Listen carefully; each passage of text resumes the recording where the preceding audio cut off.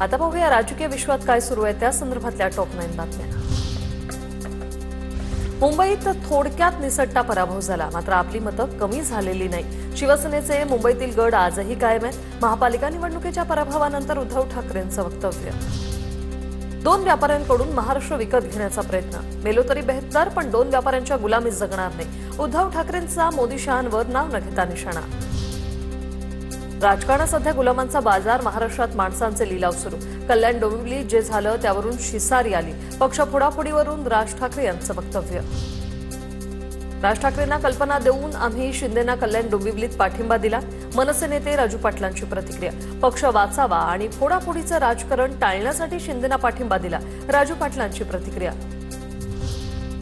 कल्याण डोंबिवली महानगरपालिकेत मनसेचा सन्मान राखला जाईल। विकासाच्या मुद्द्यावर मनसेची कल्याण डोंबिवली 7 उपमुख्यमंत्री एकनाथ शिंदेंची प्रतिक्रिया।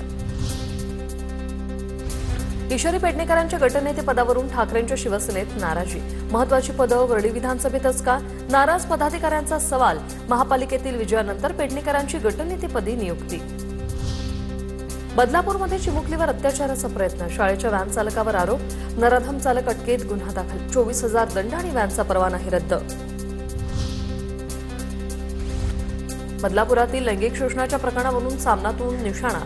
महाराष्ट्रात बलात्कारी आणि गुन्हेगार मोकाट सुटलेत। खुनी बलात्कारांना राज्यात कायद्याची भीती राहिली नाही। सामनातून सरकारवर हल्लाबोल। डोंबिवलीतील टपरीवरील कारवाईनंतर टपरी चालक तरुणीचा व्हिडिओ व्हायरल। मराठी तरुणीच्या व्हिडिओची स्वतः मनसे अध्यक्ष राज ठाकरेंकडून दखल। उद्यापासून टपरी लाव, राज ठाकरे आयुक्तांशी बोलतील। तरुणीला अविनाश जाधवांचं आश्वासन।